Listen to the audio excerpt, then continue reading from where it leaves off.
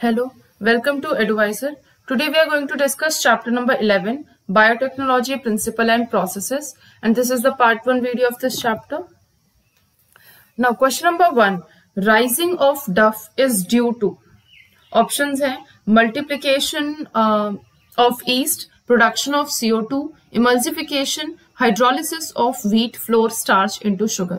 तो देखिए डफ, जब भी हम आटा गूंदते हैं, जैसे मैदा का हमने आटा गूंदा, ठीक है, तो नॉर्मली क्या होता है, आटा आप इस तरीके से सिर्फ इतना साइज होता है, लेकिन थोड़े टाइम पे आप देखते हो कि उसका साइज इस तरीके से बढ़ जाता है। ठीक है, क्यों ऐसा हो जाता है? ईस्ट के मल्टीप्लीकेशन की वजह से नहीं, इमल्सिफिकेशन नहीं, ऐसा कुछ नहीं होता। स्टार्च का शुगर में कन्वर्ट होना नहीं, CO2 के प्रोडक्शन की वजह से अंदर से जो है CO2 जो है निकलने की बाहर कोशिश करता है, जिसकी वजह से ये इसका साइज जो है इस तरीके से बढ़ाने लगता है।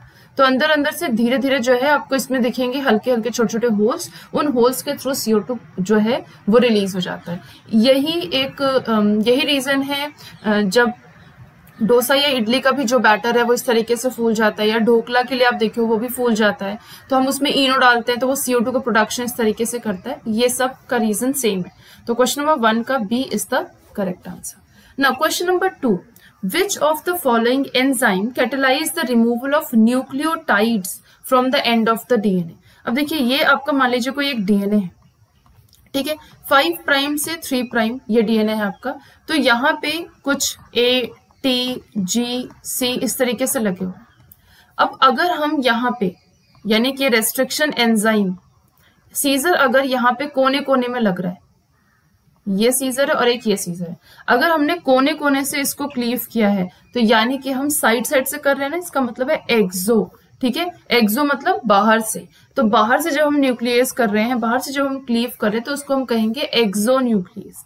ठीक है, लेकिन अगर हमने बीचों बीच कट कर दिया इस तरीके से तो आप उसको कहोगे एंडो न्यूक्लियस। सीधे कैंची आई और यहाँ पे बीच से कट कर दिया, दैट इज एंडो न्यूक्लियस। तो न्यूक्लियस जो होते हैं वो आपके 2 टाइप्स के होते हैं, एक तो होता है एक्सोन्यूक्लियस, दूसरा होता है एंडोन्यूक्लियस। DNA लाइगेज जो है, DNA लाइगेज जोड़ता है, ये रिमूव करने का काम, कट करने का काम नहीं करता, ये एडिशन करने का काम करता है। यानी कि अगर मान लीजिए इस तरीके से आपका प्लाज्मिड है, ठीक है, कोई प्लाज्मिड है, उसको अपने रेस्ट्रिक्शन एंजाइम से यानी कि मॉलिक्यूलर सीजर से अपने इस तरीके से कट कर दिया, उसको रेस्ट्रिक्शन एंजाइम को ही, रेस्ट्रिक्शन एंडोन्यूक्लियस को ही हम मॉलिक्यूलर सीजर भी कहते हैं, कॉमन नेम। ठीक है, तो मान लीजिए हमने रेस्ट्रिक्शन एंडोन्यूक्लियस को कट कर दिया, तो अब ये प्लाज्मिड कैसा हो जाएगा, इस तरीके से ओपन हो जाएगा। ठीक है, अब इस प्लाज्मिड में जो भी आपको इंट्रोड्यूस करना है वो अपने जो आपका DNA है, जो भी एक्स्ट्रा DNA आपने इसमें ऐड किया है, वो आपने ऐड करने के बाद डिजायर्ड जीन जिसको हम कहते हैं, ऐड करने के बाद इसको इस वाले प्लाज्मिड से जोड़ना भी तो है, ऐड करना है, एडिशन। तो यहाँ पे आप DNA लाइगेज का यूज कर दोगे तो ये फॉस्फोडाइस्टर बॉन्ड को जो है वो लाइगेट कर देगा। ओके, हिंद सेकेंड जो है सबसे पहला रेस्ट्रिक्शन एंजाइम अगर कोई आइसोलेट हुआ है, दैट इज हिंद सेकेंड। ठीक है, तो ये वो है। तो यहाँ पे पूछा है कि कौन सा कैटेलाइज है जो कि न्यूक्लियोटाइड्स का removal ends of the DNA से करता है, तो एंड्स ऑफ द DNA से करता है एक्सोन्यूक्लियस। तो 2 का B is the correct answer. Now question number 3, the transfer of genetic material from one bacterium to another through the mediation of a viral vector is termed as. जब भी हम viral vector के through कोई भी genetic material को introduce कर रहे हैं तो उसको हम क्या कहेंगे, ट्रांसडक्शन। क्या कहेंगे, ट्रांसडक्शन।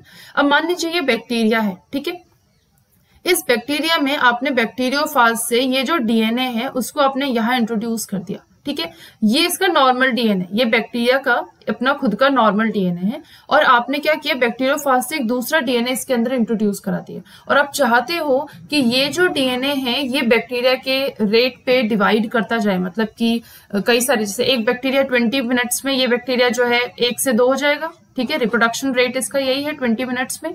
अब यहाँ पे आपने एक DNA डाला, ये भी तो डुप्लीकेट हो जाएगा ना, तो यहाँ पे आपको एक DNA से 2 DNA मिल गया। ठीक है, तो इजीली ये सारा काम हो रहा है, तो इसलिए हम ट्रांसडक्शन में बैक्टीरियोफाज के थ्रू ये सारा काम करवाते हैं, और बैक्टीरियोफाज बैक्टीरिया को किल भी करता है, ये भी आपको पता होना चाहिए। अब ये जो ट्रांसडक्शन है वो इसका आंसर है। और ऑप्शन समझते हैं। कॉन्जुगेशन, ट्रांसफॉर्मेशन, ट्रांसलेशन क्या होता है। देखिए कॉन्जुगेशन क्या है, एक बैक्टीरिया और ये दूसरा बैक्टीरिया, जब भी एक बैक्टीरिया से दूसरे बैक्टीरिया में ये जो ट्यूब दिख रहा है, इस ट्यूब को हम कहते हैं सेक्स पाइलस।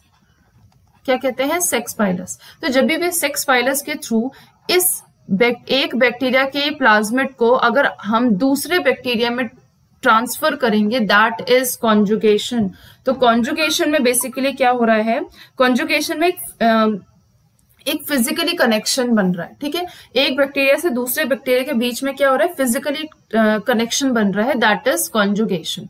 ट्रांसफॉर्मेशन, ट्रांसफॉर्मेशन क्या होता है, ट्रांसफॉर्म होना, ठीक है। ट्रांसफॉर्म मतलब कोई चीज आपको बाहर दिख रही है, उसको किसी के अंदर डालना है, तो आप क्या कहोगे, ट्रांसफॉर्मेशन। जैसे कि फॉर एग्जांपल ये आपका प्लाज्मिड है, कोई एक एक्स्ट्रा आपको प्लाज्मिड दिख गया, आपको इसको बैक्टीरिया में डालना है, ठीक है, बैक्टीरिया में इंट्रोड्यूस करना है इसको।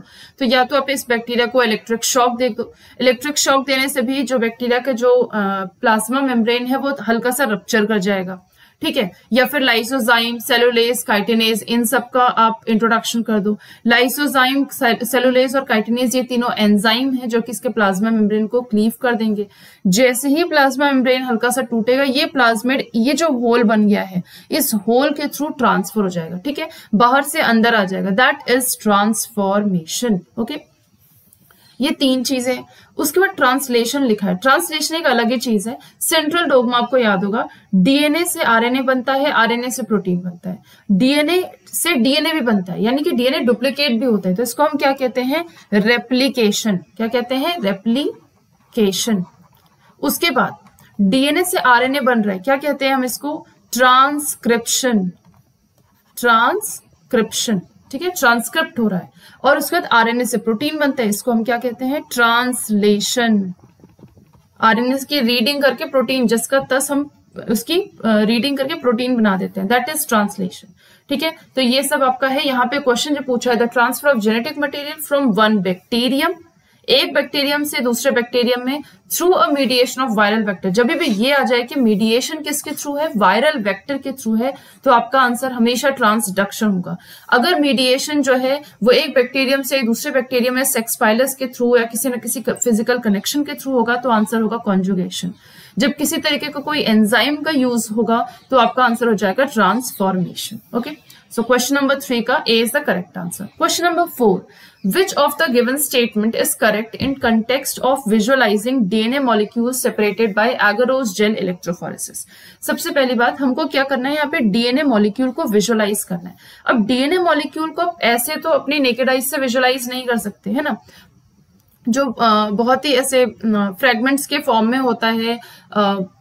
नॉर्मल जो आपको डीएनए आप देखते हो, बनाते हो, वो चीज शायद दिख भी जाए, लेकिन नॉर्मली एगरोस जेल इलेक्ट्रोफोरेसिस में आप एकदम रियल डीएनए को विजुअलाइज करते हो, वो आपको कभी भी नेकेड आईज से नहीं दिखता, ठीक है। तो विजिबल लाइट वाला तो पहले ही ऑप्शन गलत हो जाएगा, ठीक है। अब देखिए यहाँ पे तीनों ऑप्शन ही गलत हो गया, तो पहला 4th ही आपका आंसर निकल ही गया, ठीक है। लेकिन फिलहाल पढ़ लेते हैं। DNA can be seen in visible light, no. DNA can be seen without staining, बिना स्टेनिंग के आप डीएनए को नहीं देख सकते, you have to stain DNA. और डीएनए की स्टेनिंग किससे होती है, इथिडियम ब्रोमाइड से। इथिडियम ब्रोमाइड क्या है, it is a stain which is cancerous, ये कैंसरस स्टेन होता है। तो अब जब भी हम एगरोस जेल इलेक्ट्रोफोरेसिस करते हैं, तो हमको हमेशा ग्लव्स पहनना पड़ता है, ठीक है। तो इथिडियम ब्रोमाइड से हम डीएनए को स्टेन करते हैं।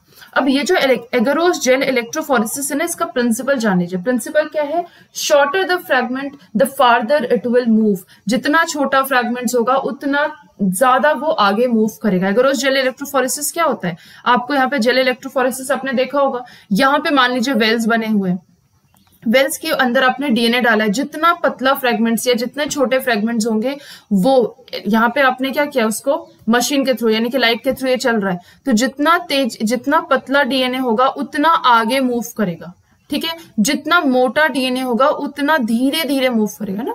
अगर रनिंग कर रहे हैं तो जो मोटे लोग होंगे वो धीरे धीरे मूव करेंगे, जो पतले लोग होंगे एकदम सन्ने से भाग जाएंगे, ठीक है। तो यहाँ पे देखिए, ये पतला वाला है, ये मोटा वाला है, तो मोटा वाला धीरे धीरे धीरे धीरे भागेगा, ठीक है। तो यहाँ पे आपका जो वेल है वो इस तरीके से, तो यही चीज मैं बोल रही हूँ, शॉर्टर द फ्रेगमेंट, जितना छोटा फ्रेगमेंट, जितना पतला फ्रेगमेंट होगा, the farther it will move. ये इसका प्रिंसिपल है इकरोस इलेक्ट्रोफोरेसिस का।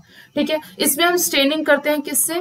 स्टेनिंग हम करते हैं इथिडियम ब्रोमाइड से। स्टेनिंग क्या कहते हैं? ETBR, ETBR कहते हैं। ETBR से हम इसको स्टेनिंग करते हैं। विजुलाइज किससे करते हैं? विजुलाइज करते हैं हम यूवी लाइट से। यूवी लाइट के एक्सपोजर में ही हम इसको विजुलाइज कर सकते हैं। डीएनए किस कलर का दिखता है? अप्रोक्सीमेटली ऑरेंज कलर का। ठीक है, ऑरेंज कलर बैंड्स दिखते हैं आपको। तो फोर्थ का D is the correct answer. Now question number 5, restriction in restriction enzyme refers to. Restriction enzyme अभी जस्ट आपको बताया। तो रेस्ट्रिक्शन एंजाइम जो है, सबसे पहली चीज कि रेस्ट्रिक्शन एंजाइम कब और किस वजह से इसको डिस्कवरी की गई थी? तो रेस्ट्रिक्शन एंजाइम जो है वो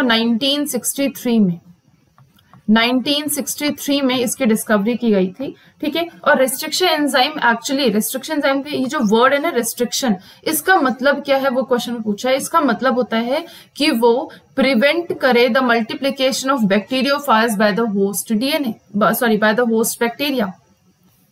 तो बेसिकली क्या है कि जैसे मान लीजिए ये बैक्टीरिया है, ठीक है, और बैक्टीरिया के अंदर ये डीएनए है, तो आपका जो ये रेस्ट्रिक्शन एंजाइम की, आपको इकोलाई से ही आपने इसको आइसोलेट किया है। किसको आइसोलेट किया? रेस्ट्रिक्शन एंजाइम को।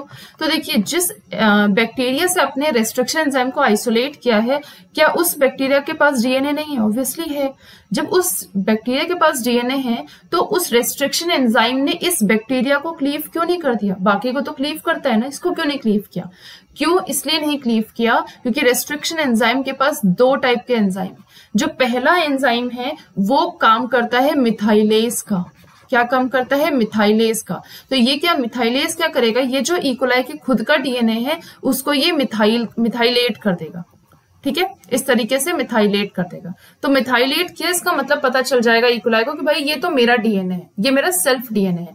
लेकिन मान लीजिए कहीं मैंने बाहर से इंट्रोड्यूस किया कोई दूसरा डीएनए, ठीक है, डेफिनेटली वो मिथाइलेट नहीं होगा। तो अगर वो मिथाइलेट नहीं होगा तो इस रेस्ट्रिक्शन एंजाइम का जो दूसरा एंजाइम है दैट इज रेस्ट्रिक्शन एंडोन्यूक्लियस, वो क्या करेगा? उस डीएनए को क्लीव कर देगा, उस डीएनए को कट कर देगा। ठीक है, तो ऑप्शन देखिए क्या क्या है? Cleaving of phosphodiester bond in DNA by the enzyme, ये भी बात सही है। Cutting of DNA at specific position only, yes. Restriction site या पैलिंड्रोमिक साइट, इन साइट पे ही क्लीव करता है, कहीं भी रेस्ट्रिक्शन एंजाइम कट नहीं कर देता।